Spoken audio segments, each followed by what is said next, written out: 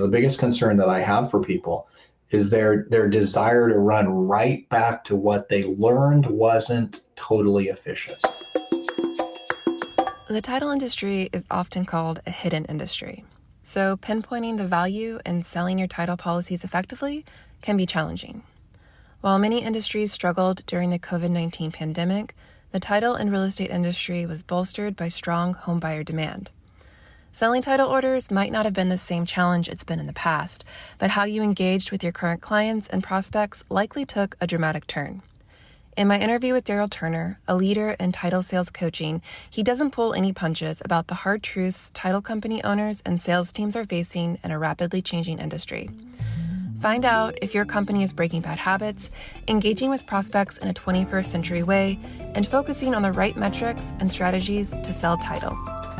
I'm Amanda Farrell, and this is Title Talks. Well, thank you so much for joining me and for, taking the time to talk a little bit about selling title policies and being a salesperson within the title industry. I haven't really seen, too many people talk about these strategies except for you. And so I'm really excited to, have you on the podcast and dive a little bit deeper into some of these ideas and questions that people might have around, around sales. Before I dive into the questions, can you go ahead and just give an introduction and a brief description of your history in the title industry and in sales? Oh, yeah, certainly. Well, my name, obviously, Darryl Turner, and I have been doing this for this is my 27th year. We've worked with about 1,100 title companies and almost 10,000 people in the business over that period of time. I started on the West Coast in California, and our company by 1997, I believe, was pretty much nationwide. We specifically help sales organizations inside the title industry. That's our home space. That's our homeland. The title business is our homeland. Help on the sales side. We coach a number of closers, escrow officers, settlement agents, whatever that part of the country calls them. Also coach a number of top executives and owners within the industry as well, all on business expansion, leadership. And then on the sales side, obviously sales structure, process, measurement, pretty much everything that's involved to help people get to their next level. During your career as a title sales training expert, what's one of the biggest changes that you've seen in the industry over, this period of time that you've been in it? Well, I think the biggest changes happened in the last 15 months, which realistically were already coming. We already were working on some of the strategies. A lot has changed, and at the same time, nothing has changed or very little has changed for some people. The industry is plagued with trying to hold on to the old ways, right? Trying to make sure that everything that used to work, we still want to do. The whining and dining and all of the things that salespeople predominantly did in the business. A lot of people want to hold on to that. And then the newer people come in, the newer salespeople come into the organizations, and they are the first to look for process. They are the first to look for sales efficiency. They tend to grab onto the future. And so some of those newer people, they don't have things that they have to be untrained around. Everything is new for them and they'll grab right onto it. But realistically, when we first started our organization in 1994, we referred to what we brought to the table as Title Sales 2.0.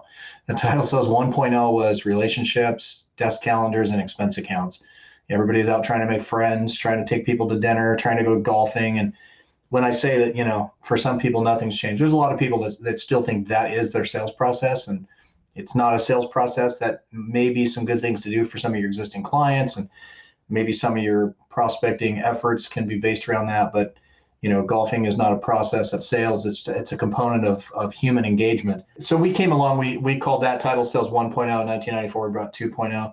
About 4 years ago, we started introducing 3.0, which was how to work using the phone instead of in person. And we'll talk about that a little bit more in one of your other questions that you have. But so for many of the people we work with, COVID didn't change much of what they were doing. In fact, it accelerated their ability to produce because they were already doing it and they were competing against people that didn't really have that same philosophy. So Realistically, the biggest change is watching various people accept the fact that this isn't 1995.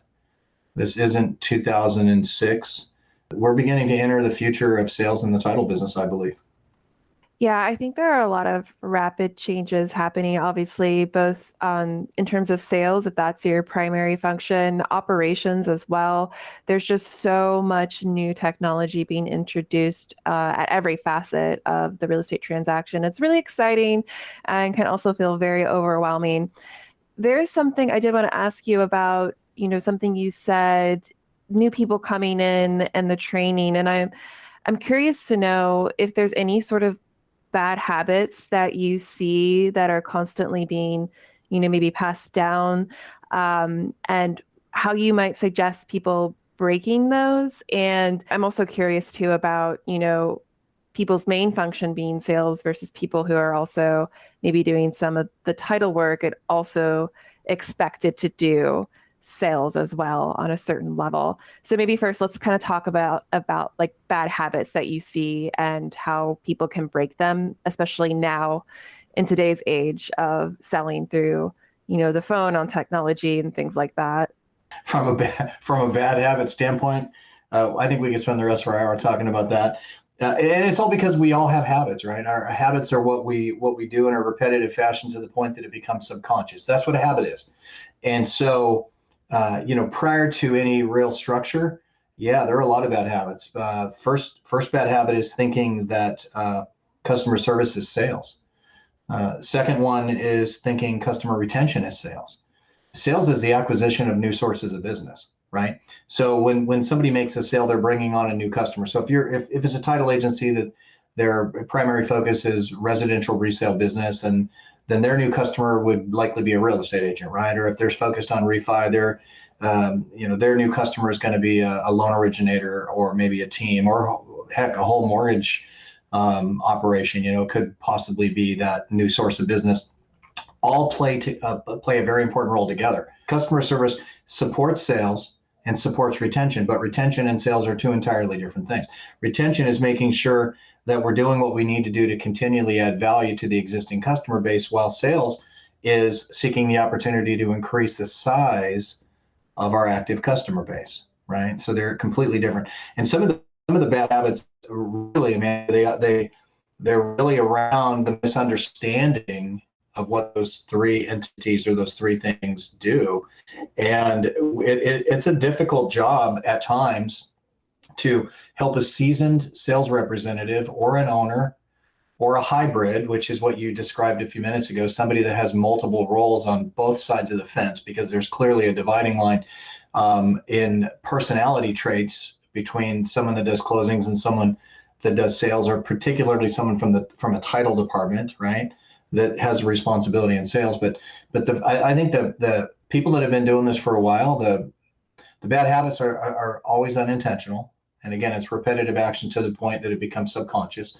And that's just, I've answered this same question for a number of people. In fact, I got some emails today from a group that was on a Zoom I did yesterday, talking about this very thing. They didn't have an intention of falling in this trap, but the bad habit is that they are looking at taking care of existing customers as sales, and that isn't the case. So yeah, there are some bad habits, and I will tell you this too.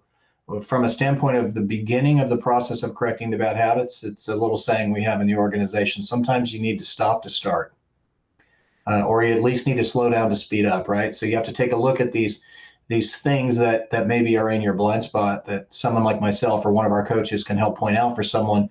And a blind spot, by the way, means it's a blind spot. They do not know they have it, okay? And so it takes another set of eyes, and we're able to point these things out. And if someone is willing and they're receptive and they're open and vulnerable, because those are all required ingredients for the next level of success for any person. But if they possess those, then they'll pay attention to when someone points out what that blind spot is. And most people that have been in the business a really long time, they just don't realize that their primary role, if they're in sales, if they have the word sales in their title, first of all, if they have the word marketing in their title, they need to change it to sales, unless they're actually in the marketing department and they have a degree in marketing because most people call themselves marketing reps, don't know anything about marketing. That's just a name for a sales rep that takes the focus off of actually selling. I probably just stepped on a lot of toes right there, but that's okay. If they're in a sales role at all, they need to accept the fact that their primary responsibility is the development of additional sources of business and making sure that they take those new sources of business through the transitional period, first 3 to 5 transactions. And our study showed that it takes 3 to 5 transactions for that new customer to relationally gel with processors or closers or escrow officers on the inside. And that's where salespeople are also needed to play that role of getting them past that 5th deal. But at that point, here's the hard part for a salesperson, which is a bad habit for many people on the other side of the scale, is that they do not properly disengage to the degree that they should after the 5th deal. So they get to a point where they're also managing that retention responsibility along with the closer, and they get to the point that they've convinced themselves they no longer have time to prospect and sell and add to the customer base. So there's a healthy balance in that. I think I just threw out there about 4 or 5 bad habits, didn't I?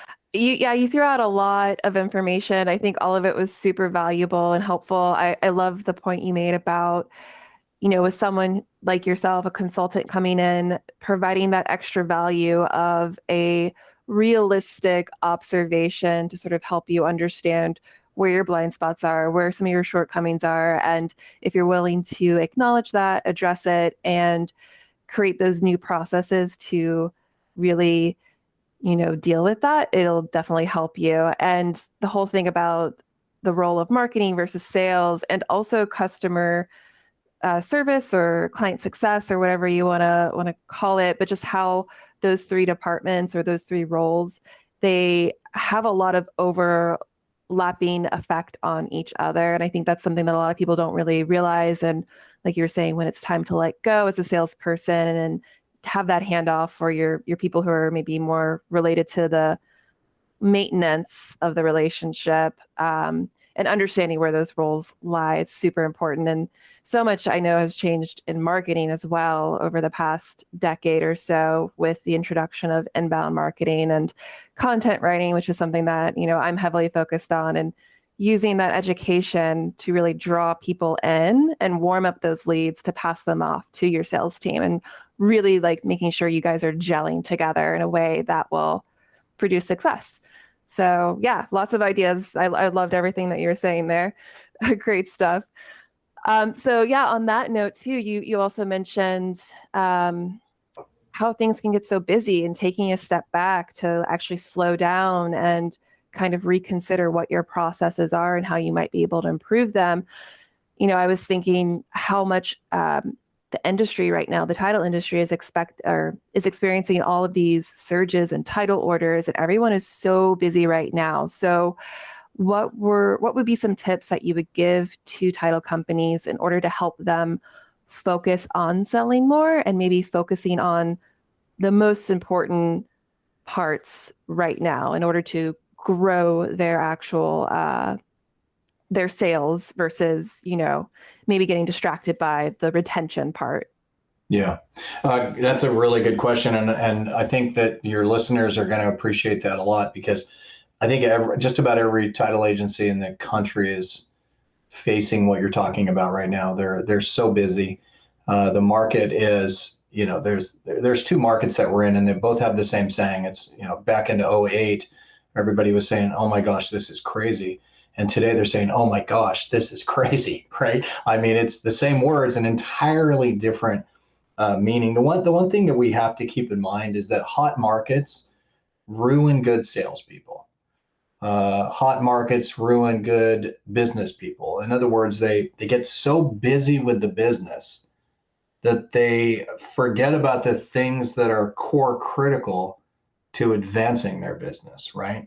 And I think that in this particular market, one of the things that's really important is that if you're in sales, you keep selling. And it's easy to be caught up in the wrong measurables. And so let's talk about how that happens a little bit, and because it's really happening right now across the country.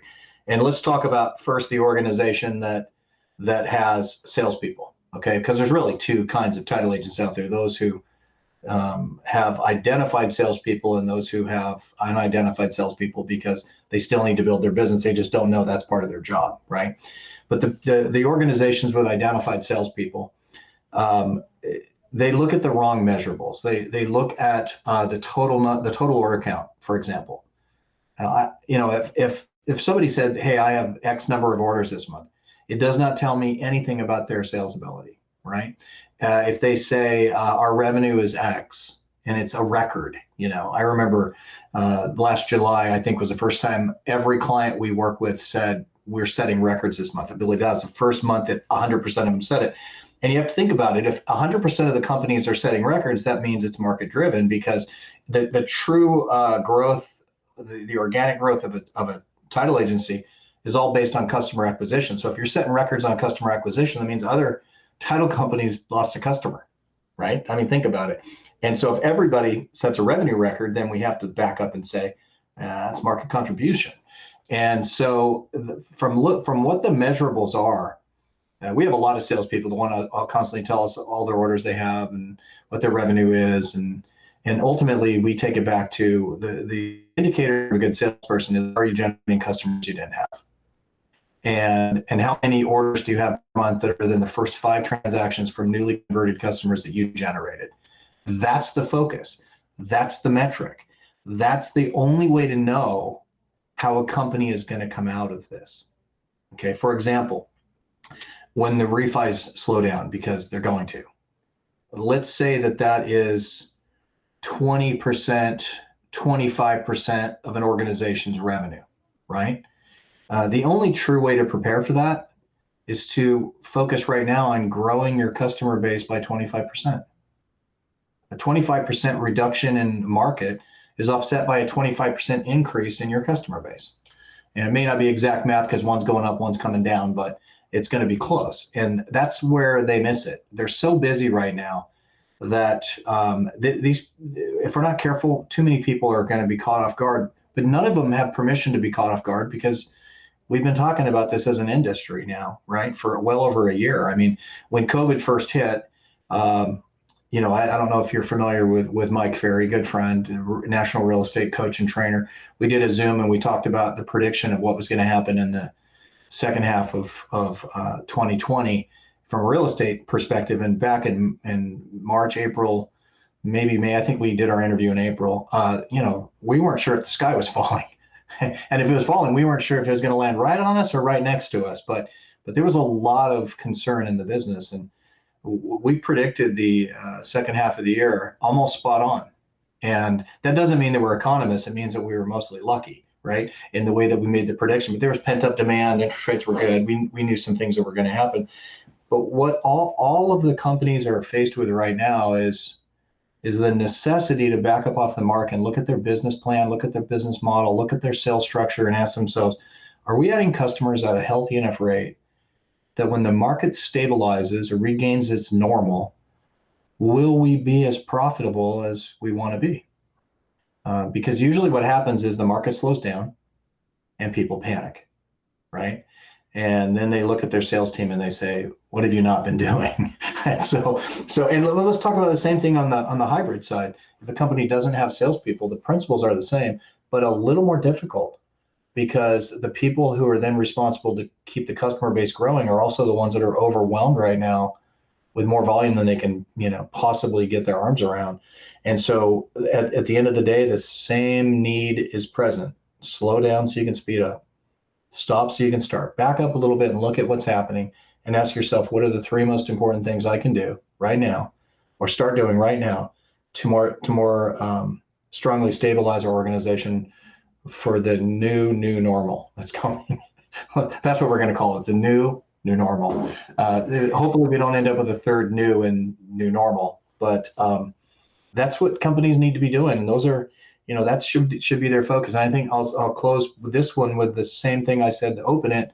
Hot markets ruin good salespeople. Don't let that happen. If you're listening right now, do not let that happen to you. Step back and ask yourself that question. What 3 things do I need to be doing right now to prepare for a stronger tomorrow?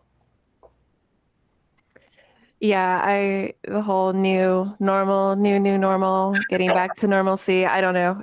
Everything's it's definitely changed and we're not going back. But yeah, so I'm curious then too about, for new sales reps in the industry, what are some of the most important tips that you would give? We talked a little bit about bad habits. Maybe you can talk a little bit about the good habits. Yeah, yeah.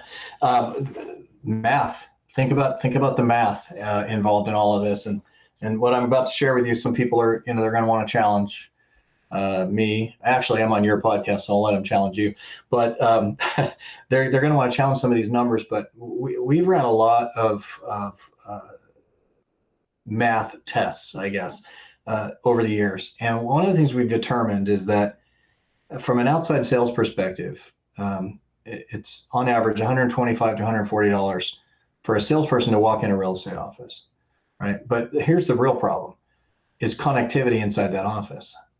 Pre-COVID, it was only at its highest 19% connectivity rate, which means 19 out of 100 real estate offices that a sales rep walked into, they could actually engage a conversation with someone that made it worth their time, right? So that means 81% of the time, there was nobody there. It was already fragmented. They were already working at Starbucks. But if you do the math, you take the cost, let's just use 140, and you divide that by 19%, means a healthy sales conversation costs a title company $736. There's no way to make that pay, right? Not when it takes 5 to 12 conversations to stand the chance to convert a customer. Start doing the math, you're at a negative very, very quickly. But using the telephone, if you're, if new people are listening right now, or organizations that have new salespeople that are listening right now, using the telephone to engage people that are in files, particularly on the other side of files. A healthy sales conversation costs $36. It's 2,044% better in efficiency, right? And the other statement is very clear. You can't drive as fast as you can dial. So, let me throw the comment that I made a little while ago back in: the future of the industry. The future of the industry is going to be, I believe, it's going to be more enterprise sales. I believe that it's going to be inside sales structure more than outside sales structure. And I know there's going to be a lot of outside salespeople listening to this right now. They're going to, start prank calling me on my phone here soon. But it doesn't mean that they can't be effective. It just means that the efficiencies aren't going to be there any longer. And with realtors and lenders already working remote, it's going to be a pretty significant amount of time before the masses move back into an office space that makes person-to-person selling even as efficient as it was pre-COVID, which wasn't very efficient. And so I think the future is more of an inside enterprise team, more using the phones, definitely following a sales process. And I know we have one, right? Definitely following a sales process and not winging it based on personality. Process and personality are two different ways to approach sales. And personality is the traditional way, and process is the future. And I think, you put all that together with the efficiency of using the phone versus as much in person. I think that, if I was a new sales rep, what would I want somebody to tell me? I'd want them to tell me all the things we're talking about right now. I don't know when it'll happen, but I think the movement towards, more inbound versus outbound marketing and sales, you talk about people working remotely. We don't know how many people are going to be getting back into the office. I've had conversations with a lot of entrepreneurial title company owners who, quite frankly, that's never even going to be a part of their structure. Like, they will have the majority of their employees always working remotely because that has been working for them. And it's something that is very attractive to especially a younger working force. And so if you want to continue to grow your title company in the current market, you're definitely going to have a more future forward thinking kind of perspective and approach. And that's, I think, going to affect other industries as well, especially the real estate agents that you work with the mortgage companies that you work with, and the investors, especially if you're using, if you're making those connections with people who are buying a lot of real estate and using your title services.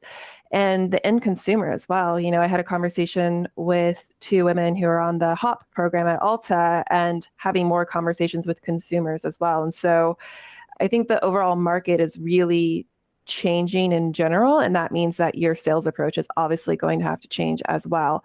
And you talked about people who are driving out to offices. I'm curious how common that was before COVID-19, because I'm actually surprised that that was such a huge priority, or it seems like it was a really big priority. And I, I'm curious because it seems like I would assume more people were already making phone calls before, but I guess that wasn't the case. No, actually, it's a great topic because keep in mind there's two kinds of salespeople that are out there in the title business. Those who are relatively new, who totally understand the efficiencies of using technology, and then the rest who have been very relational, very interactive. And so, when COVID first hit, these are the individuals saying, how long until we get back to normal? And what we really need to hear them ask is, how long before I can become totally inefficient again? Because that's really what that random selling is. And everybody listening right now, they're all going to feel the same way. Like, I have a process, I have a way of doing things. I'm not random in who I'm calling on. And yet, to some degree, they're all going to be right. But largely enough, windshield time is the greatest time factor that a title sales representative faced pre-COVID. More of their time was windshield time than any other single thing they did throughout the course of the day, and that was traveling around. And so you look at drive time, you look at cost of drive time, you look at the possibility of an engagement being 19%. Then you look at getting back in your car and driving to the next. A lot of people had a routine. They went to bank because it was Tuesday. They went to Keller Williams because it was Wednesday. And there are some people that have broken away from that. But if the day of the week shows up in your call objective, then you already have an issue, right? Because you're going for the wrong reason. But yeah, it was relatively common pre-COVID, and there are people right now that are chomping at the bit to get back to that. And I did a Zoom yesterday. I think it was yesterday, or maybe Thursday or Friday of last week, and I said, the biggest concern that I have for people is their desire to run right back to what they learned wasn't totally efficient because of the social aspect of this business. Most of the people that are in sales for title companies right now are social people, and they didn't come into a job because of its protocols of sales structure. They came into it because they get to hang out with people. And it's the most common thing they say, I really like people. And so that social aspect tends to want to drive them back to some of those things that were happening. So, I mean, honestly, it's a really great question and a really strong point to make. Yeah, I'm sure your comment about getting back to normal is getting back to being inefficient is going to probably be a bit of a burn for a lot of people, but I do think that it's an astute observation and it is accurate. And just like getting back to normal, whatever your normal life was, regardless of what your profession was, things are not going to be getting back to normal. You just have to keep moving forward. If you're not moving forward, you're not growing, and if you're not growing, you're dying. Right. So yeah, that's something really important to keep in mind, that things have changed and we're not going back. Well, and there's a large number of people that are out there that they were, the social aspect drove them, but that doesn't mean they weren't totally inefficient. I mean, but I'm telling you, I mean, I will stand by this statement because we just the sales rep side of our coaching and training business, we're almost at 6,500 salespeople in the title business. So I can tell you a little bit about how they think and how they tick. But some of them may have some really good efficiencies, and they're not going to go fully back. Like, take us for example. I pre-COVID, and this because you've seen a lot of this, but I would do 100 to 125 live events a year around the country. And then COVID hit. I never slept in my own bed so many nights in a row in my life.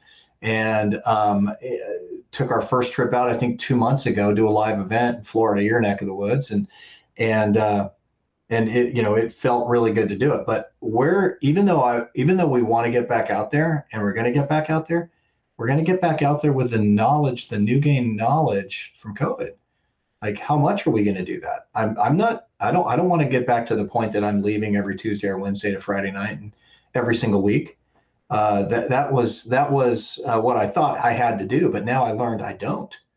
And so I think what we need to do is evaluate what is the best what are the best things that we can do for a more efficient future as we move forward. It will involve some of the old ways, it will, but it will not involve all of the old ways. And I guess that's what I'm really talking about. The people that are chomping at the bit to go entirely back to the way it was, they're that scares me for them the most. Yeah, absolutely. I agree. I mean, there's definitely something very valuable in a tangible in-person event, getting to see someone face to face. But like you said, it's not necessarily something that you need to do in order to get your business done. And so I think it's going to be more about understanding, when is an idea for an event or getting together in person, when is it going to be really valuable for the people that I am, trying to increase my sales with? What's the goal that I have in mind, and is it worth it for them? And thinking in that way for everything that you're doing, whether it's creating an in-person event, going to a trade show, getting in your car and visiting someone's office. You have to make those strategic decisions of when does it make sense to actually do this, and making sure that it's still something of value and interest for that person that you are engaging with. Yes, October 20th and the 21st are the dates when people should go to their next event. It's Title Sales Mastery 2021, a Darryl Turner live event in Reno, Nevada. Just thought I'd throw that little plug in there. That's a great plug. I love it. So in our State of the Title Industry report that PropLogix releases, we found that a lot of our clients are wearing many hats, including selling title orders.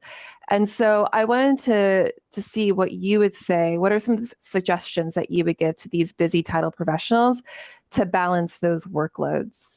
So that's a really good question. Now, when you say that, are you referring to the sales person side of the business, or are you referring to more of the closer side of the business that also wears another hat of having to be responsible to build their own desk? The closers, so people who are actually doing title work. And Yeah. so I will say probably a good majority of our clients are still in that small to mid title Yes. company range. And Yes. so they don't necessarily have a full sales department, or maybe they have one or a couple of sales reps, but they can't, you know, do all of the work themselves. And so they're doing a lot of different things, including making sure that they are either, and perhaps they might be, and this is something that we might want to be adding to our survey next year, they might be confusing retention for sales too. So that's Okay. something that I hadn't really thought about until you brought that up, actually. But they do mention sales as part of their role. Yes. And they are typically or commonly going to be confusing retention with sales or acquisition. But I think that, Amanda, no matter what I say right now, which I do have something I'll share with you, but no matter what I say right now, there's going to be a certain degree of the feeling of impossible that people are going to have because of how busy they are. Most of them are not at capacity. Or many of them are not at capacity. They're beyond capacity. All right, they're stretched already. And so one of the simple things to do is if I said, well, gosh, you need to time block for your sales efforts. Normally, and that's a great idea. You should. In this day and age right now, with as busy as everybody is, if they time block, they're still going to overlap their other activities on top of that time block. It's not going to be, doesn't, putting it on your calendar doesn't mean that it's possible or probable. It means you have a reminder to try. Okay. But here's what I'll tell everybody in regard to this. What can they do to wear those hats and balance? Let's just look at sales and retention. Okay.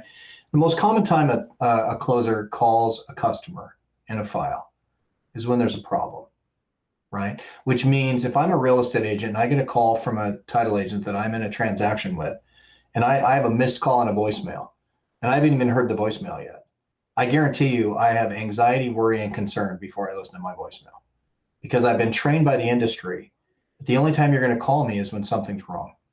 Okay. So the first thing that I'll tell people that are wearing so many hats and so overloaded right now is begin to rethink that.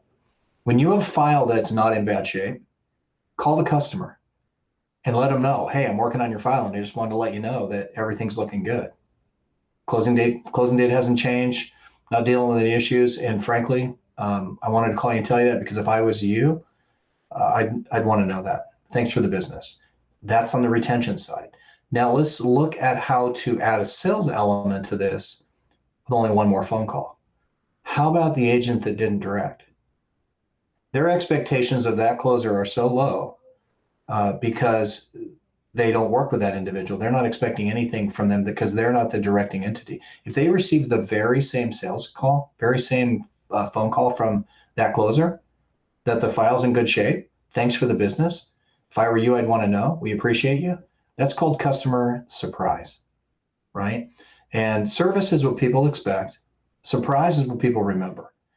And so if you want to be effective in retention and acquisition or sales or whatever we want to call it, we have to have what we call customer surprise, the element of catching people off guard in a positive way, giving them an experience that they would want to relive that experience again after this transaction is over. So I think to keep it really simple, I think if my advice to people that don't have salespeople but are still responsible to fix the offset that's going to happen when refi slows down, right? Start looking at both sides of the file and ask yourself this question. How important would it be to this individual if I called them and told them everything was going well? How important would that be? And how long would it actually take? Because actually that's a voicemail that you could leave. In fact, let me just get really modern on you. That's a text message you could leave if you had to. It is not an email. Too many people think, well, I'll just send them an email, letting them know everything's okay. It is not an email. Email becomes an effective form of communication when relationship is established, but not prior. So if you didn't know me and never heard my name and I sent you an email, you probably delete it. But I know if I sent you an email yesterday because we know each other, you would have read it, right? So a person on a file on the non-directing side, even though, well, that's a company that I'm interacting with, an email is a very objective form of notification more than a form of communication. And so we tell people just don't go that path. Either call, leave a voicemail, or send them a text message. And the thing about text messages is when you get a text, if your phone is anywhere near it, lights up, right? What do? You look at it, sometimes pick it up. So if you really want to call somebody on the other side of a deal, text them, tell them you're going to call them. 5 seconds later, call them. Guess what they're holding in their hand? Their phone, right? So now I think we could elaborate on this all day long, but I think from an effectiveness standpoint, as busy as people are, if they just focused on that aspect of managing the positive elements of surprise throughout the course of the file, and they did not look at their prospect as being external to their file. They just look at their file. Let's look at it this way. It's retention and hyper retention. Sales is hyper retention. They're already your customer, whether they picked you or not. You don't have to like shopping at Walmart to be called a customer if you're caught inside. Okay. And so anybody that's on the other side of a deal, if you do not treat them as a customer that you want to keep, you're missing your greatest sales opportunity that there is. And really, people that are super busy right now, if they just focused on those two sides, we haven't even talked about the lender. They place the same call to the lender, and now they're really after it, right? But I think as busy as people are, if you don't have a salesperson, that's where I would start. I would work on mastering that, calling when nothing's wrong. And I know that sounds odd. I had a lady one time say to me, after a meeting, she was an escrow manager in California. She came up and she said, I'm going to try that thing you say. And I go, what thing? I didn't even know what part she meant. I spoke for like 5 hours that day. She goes, calling for no reason. And I said, what do you mean no reason? She goes, well, they're calling them for no reason. And I said, whoever taught you that good news isn't the best reason to call? And if nothing's wrong, you have good news. But that's the industry. So I know people are listening right now thinking, that's exactly right. I mean, we don't call when things are right. We only call when things are bad. Well, guess what? You're also competing with people who only call when things are bad. So all you have to start doing is calling when things are good, and you've created the element of positive customer surprise.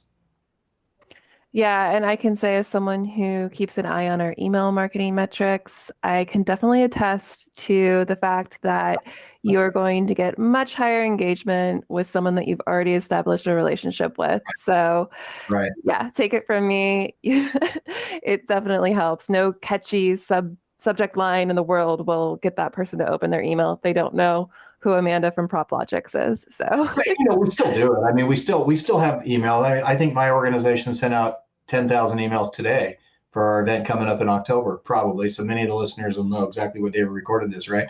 But it doesn't mean that we shouldn't do that kind of stuff. But when we're really looking at reaching a specifically targeted individual that's in a file that we really want to impress to the point to cause them to want to come back, email is just not the right approach.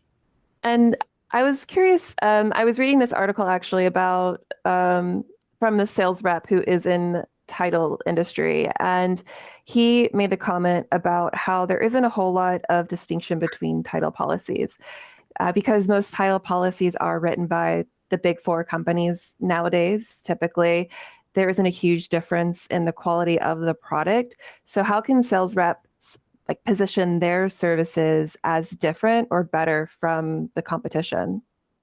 What a great question. Let me risk upsetting people here. Oh gosh, I'm going to do it. I'm going to do it, Amanda. I'm going to risk it. Title insurance is not the sexiest product in the world. Okay, and only in the commercial side do customers care much about who issues the final policy. Okay, on the residential side, they really don't even know who the possible issuers could be, right? So there's not a lot of comparison. At the end of the day, there is no real difference. So the attraction in our business is not based on who the underwriter is or whose policy is it at the end of the day. It's based on how you and I make decisions. Amanda, if you went to a restaurant with your friend and you had a horrible experience, you would be upset, and that's your emotion.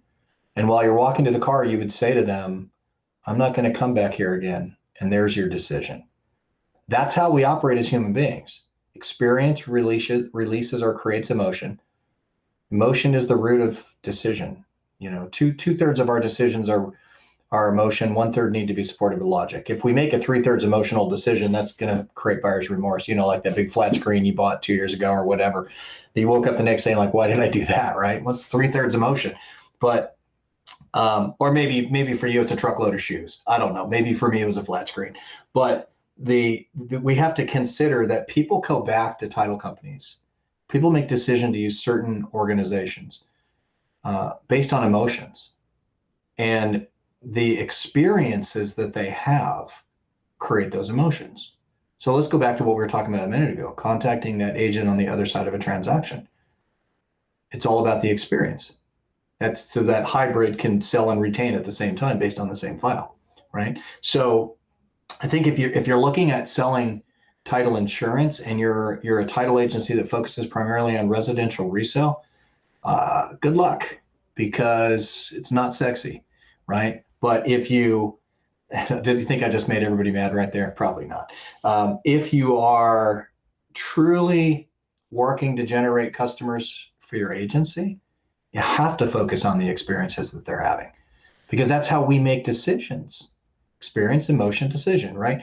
But here's the problem. Most people, and I don't know who wrote the article on that you're referring to. If you send it to me, I'd love to read it. But the most salespeople in this business think their job is to get somebody to make a decision, and they work from the wrong end of the scope. If you make a decision, it'll trigger an emotion, and then it'll be a great experience. That's how most people operate, which is completely backwards than how people actually make decisions. So they're thinking their job is to get people to make that decision. Well, no, that's the end result you're looking for, right? But how do you start? You have to focus on the experiences that they're having with you, and you'll have them. Everybody that's in a file with you right now is having an experience, and only typically in a purchase transaction, only 1/3 of the parties in a file picked you. 2/3 of the parties in a typical residential resale transaction did not pick you. Therefore, they're neglected, but they're the ones also getting an experience. That's what makes them your best prospect, is because of this flow of words I just gave you: experience, emotion, decision. They're your best prospect because they're currently getting experience. You have the opportunity to turn that experience into something positive that releases a positive emotion that causes that person to say, hey, I want to go back there again. Just like the restaurant. If you were with a friend and you had a great experience at a restaurant, you would be happy, and that's your emotion. And you would walk to your car and say, we need to come back here again. There's your decision. The title industry is no different. And here's the amazing thing. Very rarely does your experience in a restaurant have anything to do with food. It may start with food, but your experience is how they handle the situation, maybe, right? It's almost all service related, but it's really service that you didn't expect, which means surprise, just like we were talking about a few minutes ago. So when you're looking at the title world, uh, title is like the food. It's not the decision element in most cases. It's everything that happens around it, right? So if two companies, because you could actually have, two agencies in the same city issuing for the same underwriter, which makes everything the same, right? Except for the level of service that they provide to the customer and their ability to create the right experience, to create the right emotion, to create the right decision. So then on that note, I'm wondering, my follow-up question to that is what are some of the most important value propositions that real estate agents respond to, and what about lenders? And so maybe it's not so much about the value proposition, but about the experience. What are some of the experiences that you need to make sure that each party is having in this transaction with you? It's a great question. And, it's really interesting. We talked a little bit about customer surprise a few minutes ago, right? We just talked about it on the last question. But ultimately, at the end of the day, you can make a list of all the things. If you're selling or you're a title agency owner, you can make a list of all the things that you would call items of value, which I don't like that term because I believe when we have something that we call an item of value, we fool ourselves into thinking it will sell for us. Okay, look at all the items that somebody might call the item of value and call it is an item of repetitive engagement. If that item does not allow you to engage your prospect or customer in a repetitive fashion, then you have too high of an expectation of what that item is going to do for you, and you're not going to be engaging or selling the best way that you can. So if you look at what people respond to, if you made a list of all of those items, and then on the other side was on the other list was only one statement, a positive update on a current transaction. Okay. Tell me what in the world would they want off the first list that you have to give away that would mean more to them than a positive update of a current transaction? There's nothing. There's no desk calendar. There's no pen. There's no coffee cup. There's no box of golf balls, right? There's no daiquiri. There's nothing that they want more than this, but yet this first list is what people tend to operate off of. And I think what needs to happen is we need to realize what people really want from their title agency that they're currently working with. And at the end of the day, value is only that which exceeds your customer's expectation.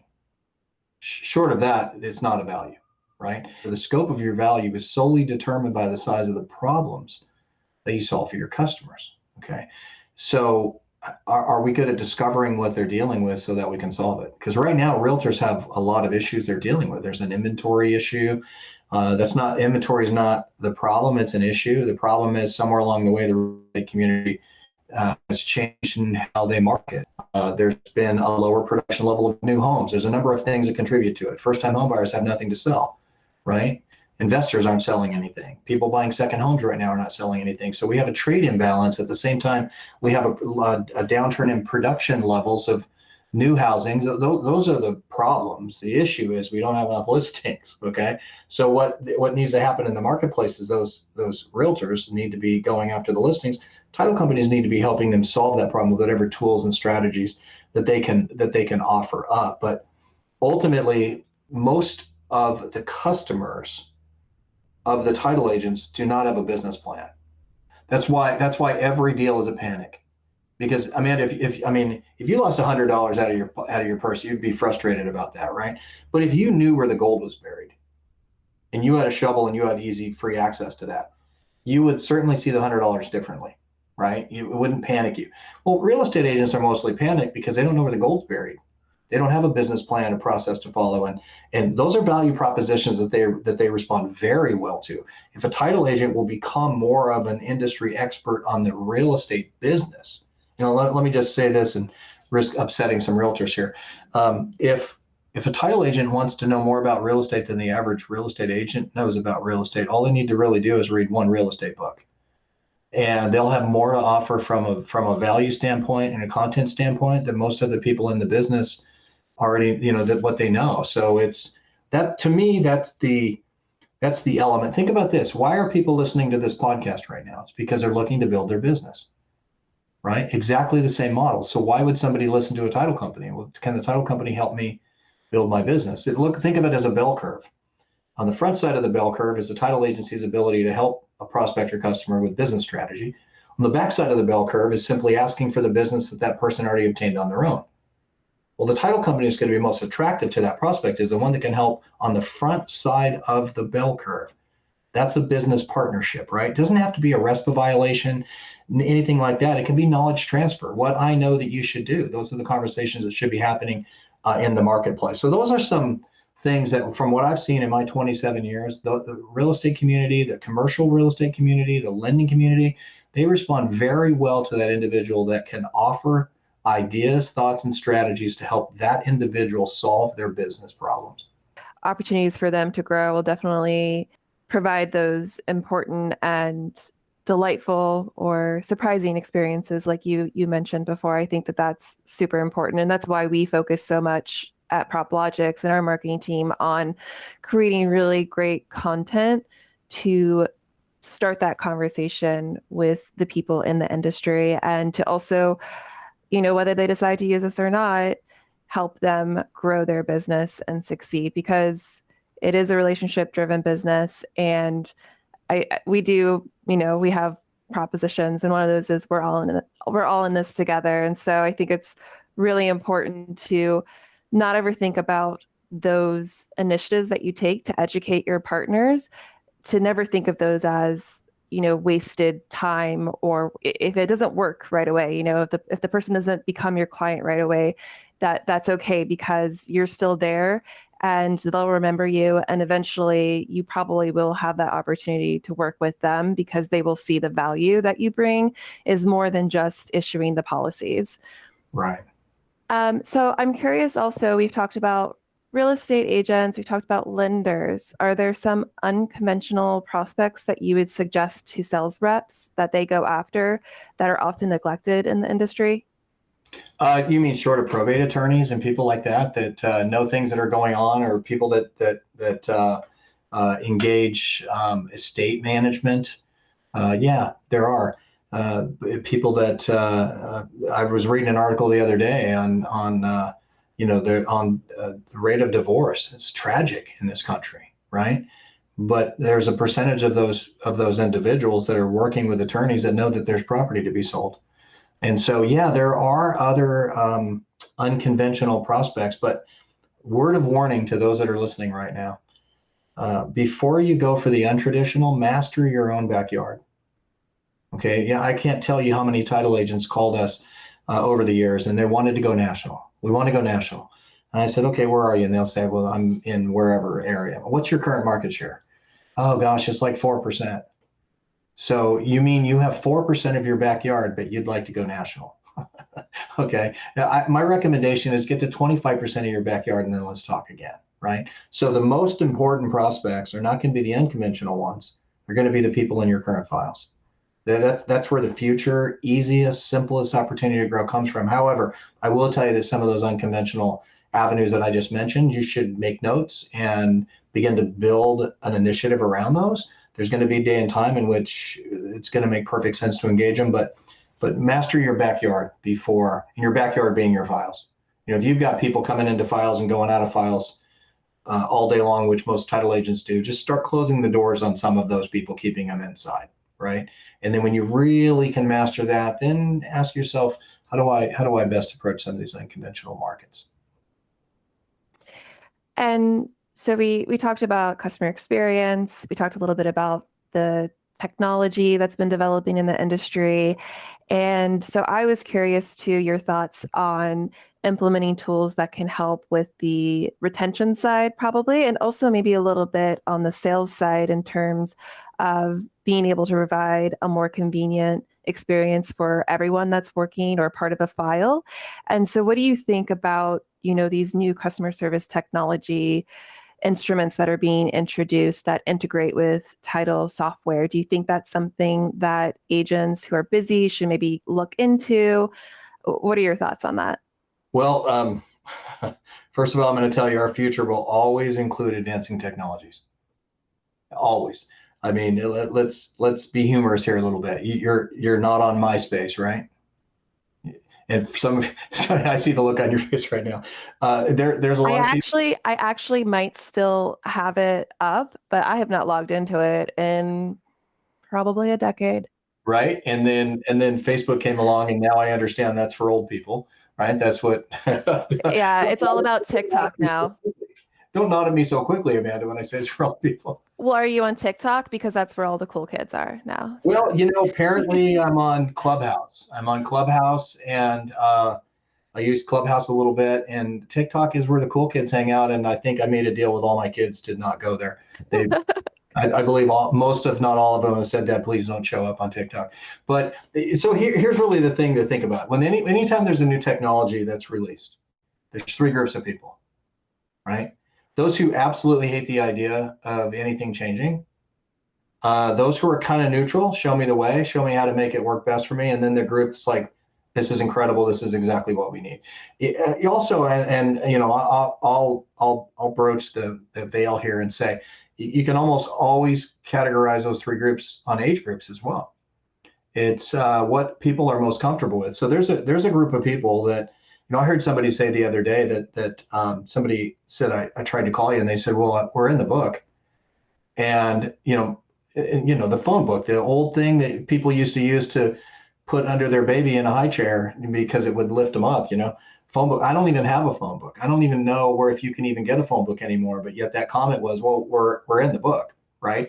And that's just, that's normal. But I think no matter what we do, you get in a new car today. Get in a car. I mean, we have CarPlay. CarPlay, what is that? It takes my entire iPhone, turns it into an iPad on my dash. I mean, it's like, this is perfect, but that's new technology, right? And so I think that no matter what we do, whether we like it or not, advancing technology is going to be part of our future. And there'll be a day that AI is totally normal in our business, that it won't be an advantage to have it. It'll just be a disadvantage not to. On the title side, even on the technical side, there'll be a day that'll be the norm. On the customer service side, there'll be a day that will be the norm. And I think that the energy that some people use to resist is the same energy that they need to use to embrace, because hating an idea will not make it go away. Okay. And so, again, it's partially by, I think, age demographic has kind of lines up pretty accurately with this. And I think that the next wave of people in the business is already happening. It's they're already here. They're just more on the vendor and the real estate side than in the title. And we need to create an attraction inside the title business to bring that next generation into the title industry more than has happened. And some of that may be the simple advancements in technology that people can actually bring to the table or create even for the title business from within the title business. But to answer your question directly, it's whether we like it or not, it's coming. And I just think it's part of the future. And I think the quicker we embrace it, the better off we'll all be.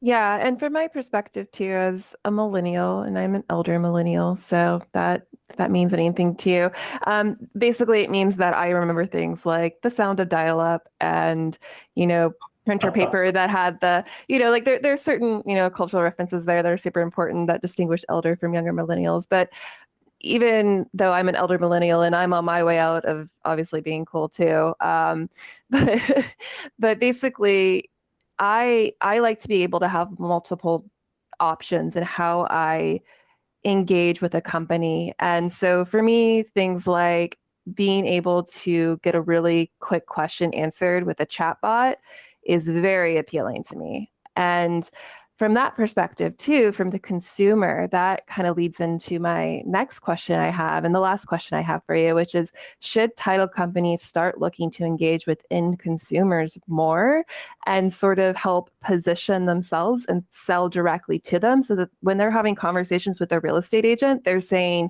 I want to work with this title company? So let's talk about consumers. I think the internet has made every single consumer highly educated to the point where they know everything, right? And whether that's true or not, they feel like they do if they do some research. So I think a couple things should happen. Should you advertise directly to consumers? I think there is a way to do that.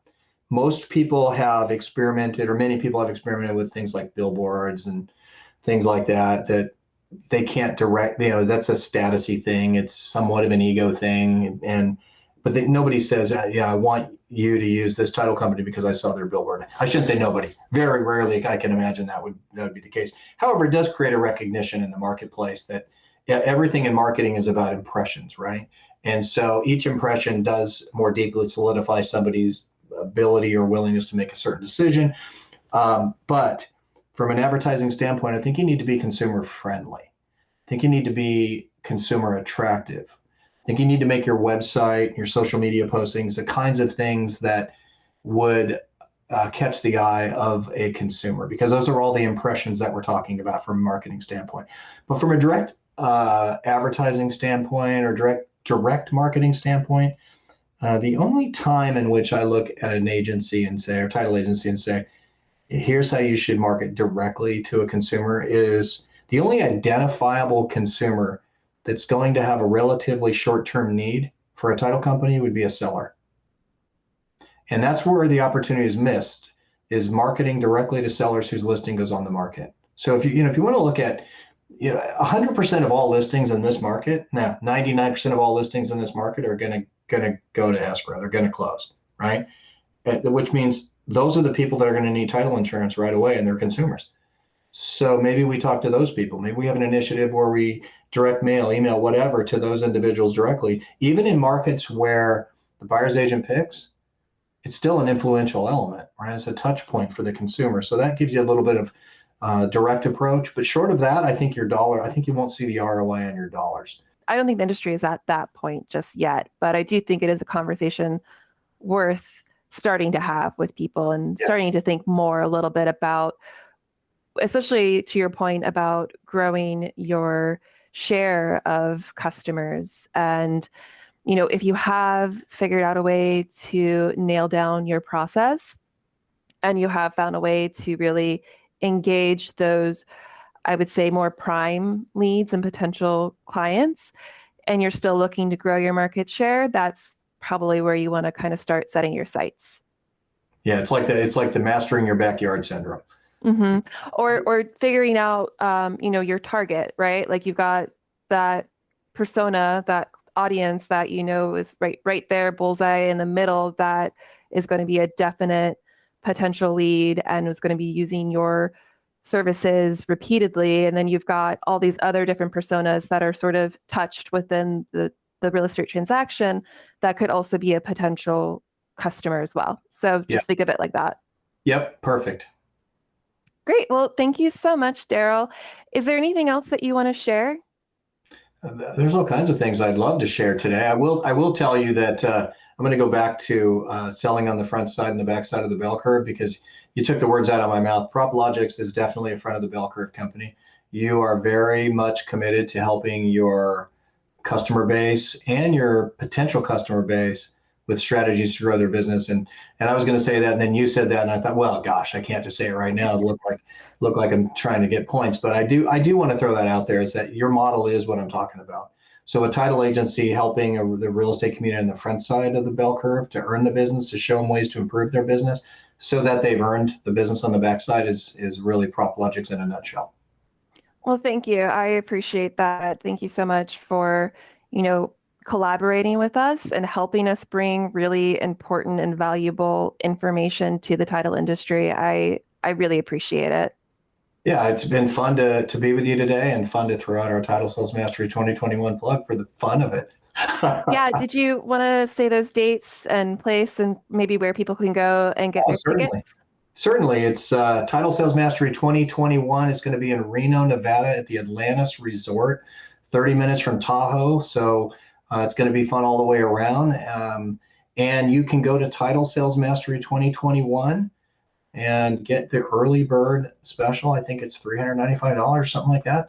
They don't tell me all the information when it comes to that stuff. But it's something, if you want to build your agency and knowing what's going to be happening 2021 part 2, when refis are going to look different, You're going to need as much information as you can. It's 2 days, highly interactive, very motivational, but you'll leave with a complete workbook of strategies filled out and completed, ready to go back into your market. So we hope to see you there.